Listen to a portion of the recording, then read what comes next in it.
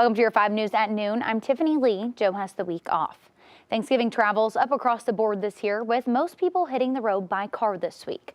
According to AAA, more than 48 million Americans are expected to travel by car this week.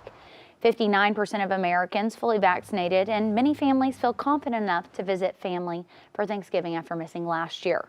But soaring gas prices and inflation are dampening the spirits of travelers hitting the road again. To help bring down costs, President Biden announced a plan to release 50 million barrels of crude, just some of the country's strategic petroleum reserve. And 5 other world powers announced a similar move, tapping into their own oil reserves. From the roads to the airport, after summer cancellations and delays, airlines so far are braving the pandemic holiday demand. The Allen family is flying to Birmingham, Alabama.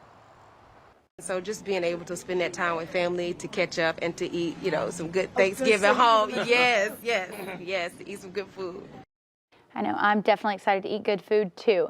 Now, the top tip from AAA is just to get out onto the roads as early as you can.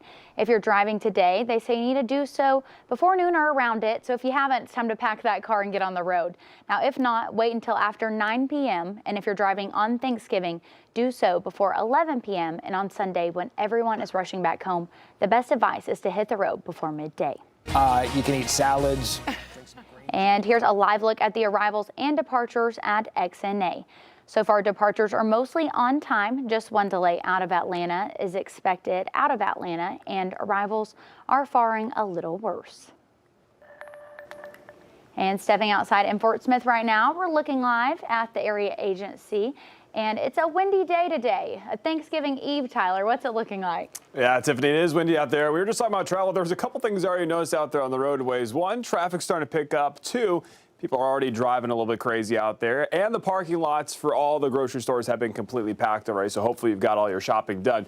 Here's the issue out there on the roadways. We do have winds gusting over 30 miles per hour. You got to hold on with both hands on the steering wheels, and that's what we're going to see for the rest of the day as these breezy winds continue. Here's a live look outside Bentonville. You can see the camera shaking there due to the breeze. Also, some of those cloudy skies. You could see a peak or two of sunshine, but overall, it is going to be a cloudy afternoon heading our way. Temperatures in the 60s area-wide, 63 in Fayetteville, 66 in Fort Smith. You can see lots of these clouds continuing to roll in from the west. And we also do have a wind advisory. This recently just got issued from now until 3 p.m. That's when the strongest winds will be for today. The rest of the day, we see cloudy skies staying dry during the daytime hours. But here comes a cold front that's going to bring showers, even a couple rumbles of thunder throughout the overnight hours. So if you are hitting the roadways, here's what that pre-Thanksgiving travel looks like. The rest of this afternoon, again, looking dry, temperatures in the 60s. That rain and thunder will arrive tonight, and it will continue into the early morning hours on Thanksgiving. Tiffany?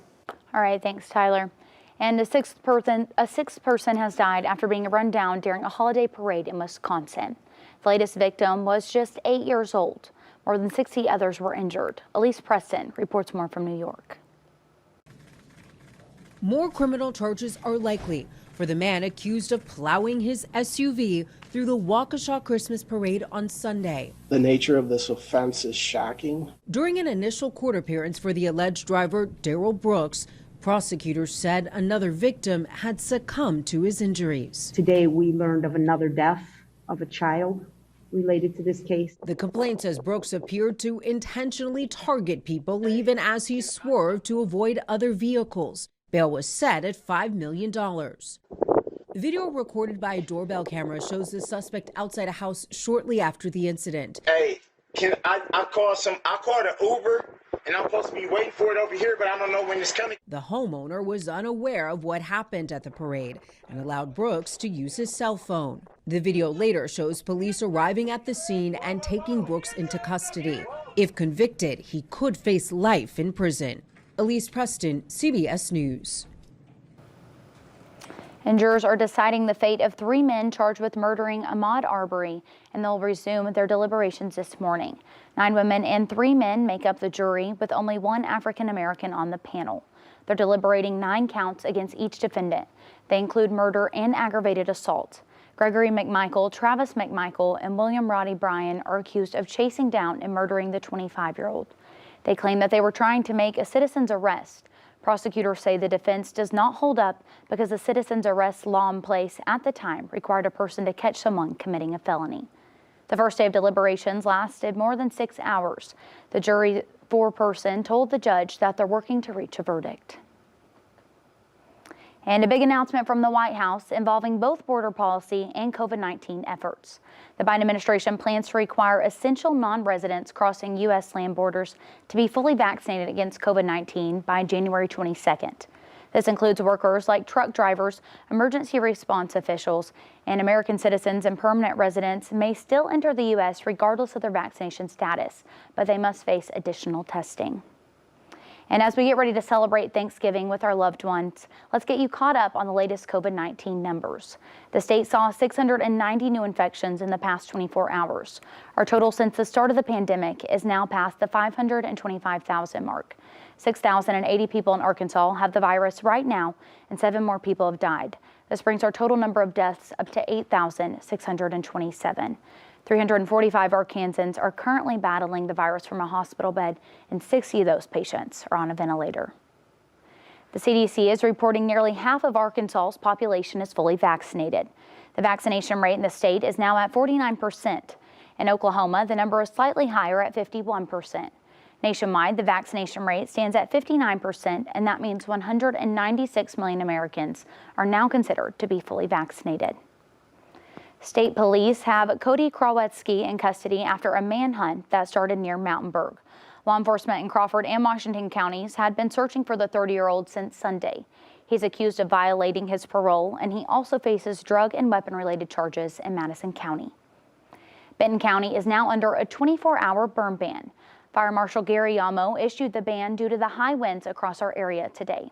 No outdoor burning is allowed, and we reached out to the county, and outdoor cooking should be okay as long as you're using a grill or turkey fryer safely. The county will update the ban tomorrow morning if conditions improve.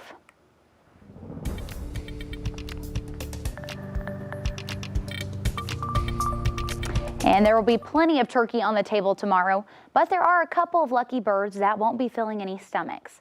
This is Randy and Major Tom, the 2 turkeys who were pardoned by Governor Asa Hutchinson during the annual Turkey Week proclamation ceremony.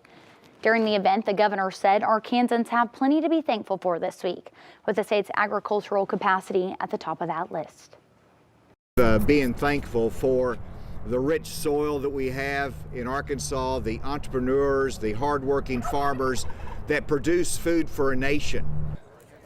And here's a fun fact. Arkansas is the 2nd largest turkey producing state in the U.S. Minnesota is apparently number 1. And ahead on your 5 News at noon, we'll hear from one COVID survivor on why she's thankful this holiday season, not just for her health, but on a new chapter of her life. And we have cloudy skies and windy conditions for this afternoon, but a cold front is heading our way tonight. That's going to bring rain chances and some much cooler temperatures for your Thanksgiving. I'll break down that full forecast after this.